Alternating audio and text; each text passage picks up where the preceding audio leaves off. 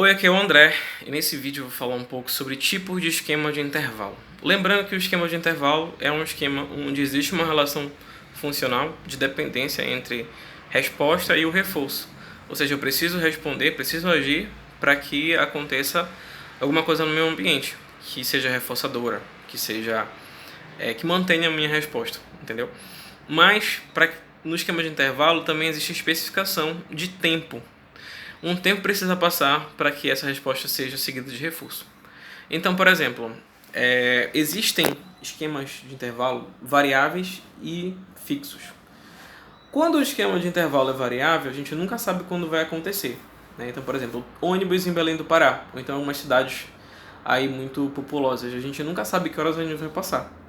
Mas quando a gente vai pro metrô, a gente consegue ter uma noção mais exata. Ele está lá no visor lá, o tempo estimado, então é muito mais exato, né? Em algumas cidades como, por exemplo, Tóquio, né? Quando tem cronometrado ali o tempo do metrô, né, aparecer. Então eu posso falar de esquema de intervalo, né, fixo, porque o intervalo é fixo.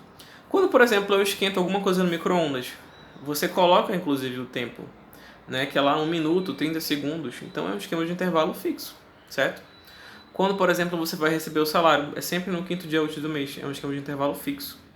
Agora, por exemplo, quando o obstetra vai fazer o parto, né? Ele nunca sabe quanto tempo de fato vai demorar. Pode demorar aí 9 meses ou pode ser um pouco menos. Então é um intervalo de tempo variável. A gente consegue ter uma média, né, nesse caso, mas não se tem aí uma precisão super certa de que é sempre em 9 meses, certo? Ou seja, no esquema de intervalo variável, a gente consegue ter uma média, a gente consegue perceber essa média, mas nunca se sabe quando vai acontecer.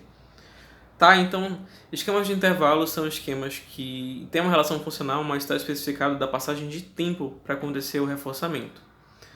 E existem dois tipos, o fixo e o variável. O fixo é quando o tempo é sempre o mesmo e variável quando o tempo pode oscilar, certo? Mas lembrando que no variável a gente consegue ter uma média de quando em quando pode vir o reforçamento, né? Depois de emitir a resposta, é claro. Certo? Espero ter te ajudado. Um grande abraço.